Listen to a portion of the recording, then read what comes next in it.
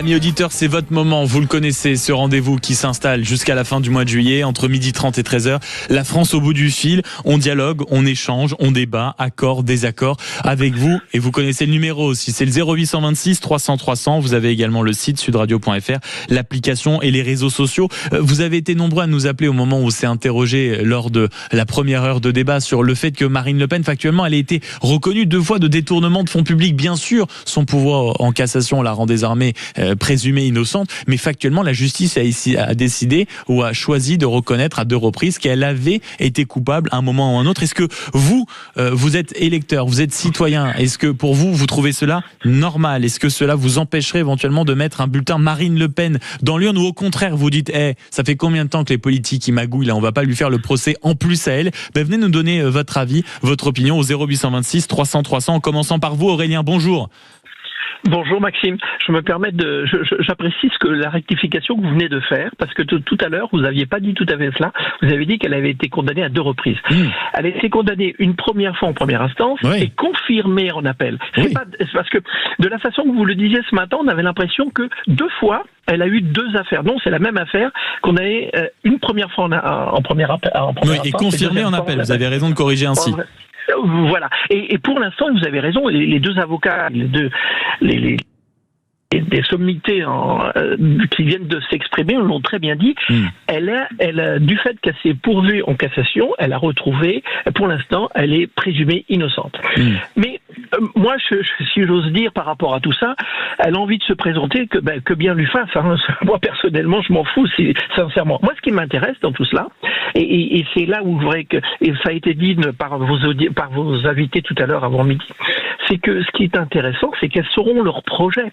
Parce qu'on parle beaucoup de tout un tas de choses. On entend Attal qui parle beaucoup, mais parce que il va cacher un peu ses carences, parce que comme il n'a pas beaucoup de projets, et puis qu'en même temps, il est quand même l'héritier de ce qui s'est passé depuis 10 ans avec son confrère Édouard Philippe. Donc finalement, quand il remue les chiffons rouges pour Marine Le Pen, pendant ce temps-là, on ne parle pas de leur héritage à eux, qu'ils ont de toute façon, qui leur colle au basket, si je peux dire ça comme ça. Mais est-ce que vous comprenez, Aurélien, la question qu'on pose, qu'en France, alors une candidate qui a été condamnée d'abord, puis confirmée, même si désormais elle est présumée innocente, on va pas redire les éléments de prudence à chaque début de question, mais que cela puisse gêner éventuellement certains électeurs de se dire quand même, pour celle qui a vanté l'exemplarité, qui se retrouve aujourd'hui condamnée et reconnue coupable, qui plus est pour ces faits-là, ça pourrait déclencher une certaine réticence chez certains. Peut-être, j'en sais rien, peut-être, je ne sais pas. Mais en même temps, ça a été dit plusieurs fois depuis ce matin, il y a un tel refoulement des équipes en place qu'à la limite, aujourd'hui, il y a le dégagisme qui va s'établir. Maintenant, vous avez raison de rappeler qu'elle s'est présentée comme celle qui était la plus noble, la plus propre, si je puis dire, les mains propres et tout ça, alors que manifestement, peut-être que c'est pas le cas. Je dis peut-être parce que pour l'instant, le jugement n'est pas terminé. Parce que faut-il encore... Moi, je suis... Quelqu'un a dit ce matin qu'il était légaliste, mais moi aussi. Et bien, quand on est légaliste, on doit quand même respecter le fait que le jugement n'est pas terminé. Il y a un point en cassation, donc pour l'instant, rien n'est définitif. Ça, c'est un premier point. Deuxième point, en même temps, vous dites, est-ce que ça va pas gêner certaines personnes? Déclencher une réticence. Oui, mais finalement, quand on regarde un peu, ça fait de nombreuses années, et c'est une vraie question, je crois que ça a été posé ce matin très tôt parmi un intervenant, et ça pose la question du financement des partis politiques. Oui, c'est François Bayrou notamment qui était avec nous avec sa fameuse idée de la banque de la démocratie. Ouais, alors je ne sais pas si c'est la banque, parce que lui aussi, il a été condamné, l'appel a lieu en septembre. Et ben voilà, donc vous voyez comme quoi c'est pas si simple, parce que j'ai quand même, franchement, moi, Marine Le Pen, pour être honnête avec vous, c'est pas ma tasse de thé. Par contre, j'ai quand même l'impression qu'il y a quand même une volonté tous azimuts de l'attaquer parce qu'elle dérange. Parce que justement, elle dérange tellement qu'elle pourrait prendre le pouvoir. Et ça peut être gênant. Et donc aujourd'hui, tout le monde sort le boulet rouge. Mais s'agissant du financement des partis politiques, rappelez-vous, ça a été plus ou moins dit, l'affaire Urbain-Graco, les financements des lycées en Ile-de-France, il y avait plein. Là, c'était sur le RPR. plein de partis ont été ça. Parce qu'en effet, c'est pas forcément facile pour les partis de pouvoir mener des campagnes, ça coûte cher. Et donc, c'est mais pas vous dites, en réalité, si on la condamne avec l'histoire des financements, qui plus est pour des détournements de fonds publics, c'est toujours une manière de la mettre un peu sur le bas-côté et donc de l'écarter. C'est exactement ce que je crains. Et donc, et je pense qu'elle excelle là-dedans de se victimiser. Et puis, enfin, je terminerai là-dessus. Mon intime conviction. Alors ça, c'est pour reprendre un terme juridique. Mon intime conviction, c'est le fait que j'ai vraiment l'impression qu'elle, Marine Le Pen, n'a pas forcément envie du pouvoir. Très sincèrement. C'est la conviction que certains ont aussi, en disant qu'elle aurait préféré peut-être être condamnée, comme ça elle aurait laissé Bardella y aller et allez, hop, on tourne la page. Je dirais peut-être pas ça, mais en attendant, là pour le coup, je suis d'accord avec vous. Bardella a certainement plus envie, et ses équipes aujourd'hui ont certainement plus envie qu'elle-même. Voilà, c'était mon... espérons dans ce cas-là qu'elle soit portée. Je vous remercie de vous être exprimé en longueur sur l'antenne de Sud Radio ce midi, mon cher Aurélien, au 0826 300 300. Suite de la conversation avec vous, Simon, bonjour. Oui, bonjour Maxime. Comment allez-vous, mon cher Simon ? Très bien, très bien. Très bien. Bon, moi, je vais essayer d'être un peu plus factuel. J'ai juste une chose à dire tout simple, c'est que de toute façon, comme l'a dit le précédent intervenant, c'est que tout le monde se ligue contre elle. Et pourquoi ? D'abord le Parlement européen, la Communauté européenne, le président actuel, parce qu'ils ont tous peur qu'une chose, c'est qu'elle atteigne le pouvoir et qu'elle ouvre la boîte à Pandore.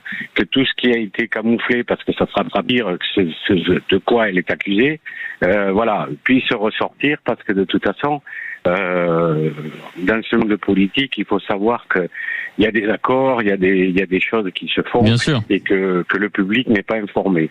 Deuxièmement, j'aurais quand même à dire concernant la décision de justice en appel, effectivement, elle est moindre que le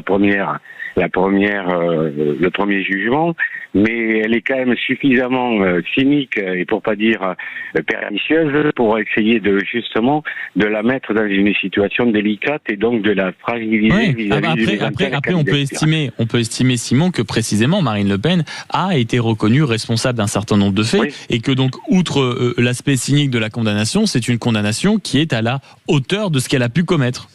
Tout à fait, mais simplement maintenant, les défenseurs de Madame Le Pen ont été suffisamment intelligents pour aller faire un recours en cassation, de telle manière à redonner la patate chaude au juge et en disant c'est vous maintenant qui allez prendre vos responsabilités alors que vous n'avez aucun courage, vous savez attaquer que les gens qui ne peuvent pas se défendre, qui ont besoin justement d'avoir une image, d'honnêteté et qui n'ont pas de courage d'attaquer les délinquants vis-à-vis desquels ils ont même, je dirais même qu'ils ont peur.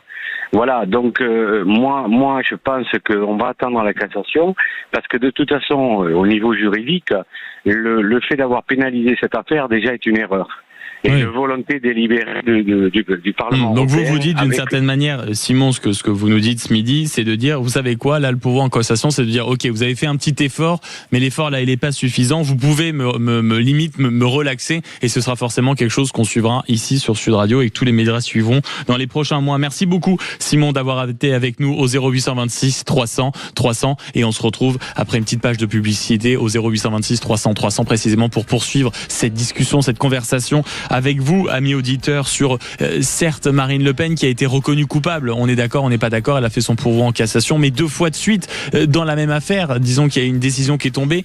On a confirmé le fait qu'elle soit aujourd'hui responsable de ce détournement de fonds publics. Est-ce que c'est gênant pour vous en tant que citoyen, en tant qu'électeur ? Est-ce que cela va provoquer une petite gêne, une petite réticence au moment de mettre le bulletin dans l'urne ? Eh bien, on en discute avec vous au 0826 300 300. Sud Radio, les débats de l'été. 10h-13h, Maxime Liédo. La discussion continue sur Sud Radio jusqu'à 13h, 0826 300 300. On s'interroge sur le fait que Marine Le Pen, certes, soit candidate, mais elle a quand même été reconnue une première fois coupable de détournement de fonds publics. Puis, avec la cassation, c'est une décision qui a été confirmé. Est-ce que ça n'est pas gênant au moment de mettre un bulletin dans l'urne de savoir que Marine Le Pen, celle qui se disait, on va dire, plus blanche que blanche, est-ce que ce n'est pas ennuyeux en réalité tout ça ? Je vous pose la question 0826 300 300 et on va demander à Hugo qui est avec nous ce matin. Bonjour Hugo. Oui, bonjour Maxime, bonjour à tous. C'est un matin bien avancé parce qu'il est presque 13h, donc disons ce midi. Mais Hugo, comment vous regardez cette condamnation, cette confirmation hier, certes allégée, mais de la Cour d'appel? Est-ce que oui ou non, c'est gênant au moment de mettre un bulletin dans l'urne? Vous, comment vous regardez cette question? Moi, j'ai l'impression que, pour moi personnellement, c'est plus que gênant. Je me dis, on a une personnalité politique qui est condamnée, qui est reconnue coupable. Alors, on dit que c'est pas de l'argent personnel, mais bon, finalement, quand on alimente son chauffeur, sa famille et le reste, on se demande où va cet argent. Mais j'ai envie de dire, tous ceux qui vont voter Marine Le Pen, ils vont être complices finalement de laisser faire ce système. Moi, j'invite presque tout le monde aujourd'hui à vos trentaines d'en faire autant qu'eux, d'aller à l'Europe, d'aller piquer dans les caisses, et finalement, tout le monde aura pas de blanche et tout le monde va pouvoir faire ce qu'il souhaite. Alors, il faut se rappeler des propos quand même de cette dame et de son parti, qui voulait rendre l'inéligibilité, etc., à tous les gens qui piquent dans la caisse. C'est les premiers concernés aujourd'hui. L'inéligibilité à vie, avait-elle réclamé dans sa jeunesse. Alors, ouais, vous voyez, il y a 2 poids 2 mesures aujourd'hui. On est face à des politiques. Je ne dis pas que tout le monde est parfait, que ce sont les seuls qui piquent dans la caisse. Il y en a certainement d'autres. Mais comme disait Monsieur Sarko, la racaille au Karcher, etc. Eh ben aujourd'hui, il faut sortir le Karcher. Il faut que ces gens disparaissent du paysage politique. Et il faut qu'on reprenne la main, nous citoyens. Lorsque demain vous allez vous battre pour piquer une petite baguette pour nourrir votre famille, la justice à 2 vitesses va pas fonctionner de la même façon. Et c'est là où c'est malheureux aujourd'hui. Et ce qui me rend triste, c'est que des gens vont cautionner des personnes comme ça, parce qu'elle peut parler des étrangers, des immigrés qui viennent piquer ici dans notre pays, notre travail, notre sécurité sociale, etc. Mais qu'est-ce qu'elle fait, cette dame? Qu'est-ce qu'elle fait? C'est l'exemple même, finalement, de ce qui est le plus horrible en politique aujourd'hui. Absolument. C'est vraiment inadmissible pour moi, quoi. Et qu'on puisse cautionner ça et aller voter. Mais qu'est-ce que vous avez envie de dire aussi, peut-être, Hugo, parce que j'imagine, je sais pas, que vous allez aller boire des verres, boire des dîners, des déjeuners, voir des amis, bref, surtout quand il fait beau en terrasse, etc. J'imagine, à un moment ou un autre, que le sujet de conversation va venir sur la terrasse. Il y a peut-être des gens autour de vous qui vont dire, mais moi, je m'en fous qu'elle ait été condamnée, je m'en fous qu'elle ait été reconnue coupable. Moi, j'en ai marre, je veux faire preuve de dégagisme, je veux Marine Le Pen, Jordan Bardella, moi, ça me satisfait. Qu'est-ce que vous leur répondez dans ce moment-là? Ben moi j'ai envie de leur dire, de toute façon, faites comme vous voulez. Une fois que vous serez dans l'urne, dans l'isoloir, vous ferez votre choix. Maintenant, en connaissance de cause, réfléchissez à ce qui va vous arriver, parce que ces gens-là, une fois au pouvoir, si aujourd'hui ils sont en capacité de faire ce qu'ils ont fait aujourd'hui au niveau européen, au niveau national, ça va être bien pire que cela. Voilà, c'est simplement mon point de vue. Alors, les débats, les discussions seront axés sur le fait dans l'argumentaire. C'est difficile en 3 minutes d'exposer ces arguments, d'expliquer telle ou telle chose. Et le débat aujourd'hui, il est dans l'écoute surtout. Et c'est l'écoute qui amène à une construction et vraiment une réelle, on va dire, objectivité sur ce que l'on pourrait faire comme choix demain. Et le choix aujourd'hui, si on a des bandits qui arrivent au pouvoir, eh ben on peut s'imaginer au pire, tout simplement. Alors tout le monde n'est pas blanc dans cette histoire, que ce soit, on peut mélanger d'autres partis, mais là c'est absolument inadmissible. Moi je trouve ça, ces gens-là devraient être, c'est plus qu'un bracelet, ils devraient être sous les barreaux, ils devraient servir d'exemple. Et ensuite, malheureusement, dans notre jeunesse peut-être aujourd'hui, lorsqu'on a des affaires quelconques, quel est l'exemple que l'on a? On a des politiques qui, eux, ne risquent rien. Et il faut en sorte de balayer ça d'un revers de main. C'est là où vous avez raison, Hugo, que c'est pas excessivement exemplaire. Merci beaucoup d'avoir été avec nous au 0826 300 300. Bonjour Dominique. Oui, bonjour Maxime, bonjour à tous les auditeurs. Merci beaucoup d'être avec nous ce midi. Comment vous regardez-vous le fait que quand même ça va peser dans le débat présidentiel, le fait que Marine Le Pen ait été une première fois reconnue coupable, puis que la Cour d'appel, certes de manière un peu plus adoucie, mais soit venue confirmer ça? Est-ce que vous pensez qu'auprès de certains citoyens, peut-être auprès de vous Dominique, cela pose un problème, cela pose une interrogation, cela provoque même une réticence? Alors, je vais être très clair. Moi, le problème ne se pose pas réellement au même endroit. Moi, le problème se pose que lorsqu'il va y avoir les débats, on va exclusivement se concentrer sur la condamnation de Marine Le Pen. Ah bah oui, c'est un risque. C'est pour ça qu'en acceptant de se déclarer, c'est le risque. On ne va pas parler des problèmes des citoyens. Pour répondre à l'auditeur précédent qui était très intéressant, mais il a totalement raison, il faut les envoyer en prison. On devra envoyer en prison des gens comme Andy Kerbrat qui se fournit en drogue auprès d'un gamin de 14 ans et pourtant il est notre représentant politique. Député LFI qui avait acheté de la drogue, pour remettre dans le contexte. On devra envoyer en prison des gens qui créent des milices, qui vont tuer un adolescent à coups de poing dans la rue. On devra envoyer en prison des gens qui ont des propos antisémites.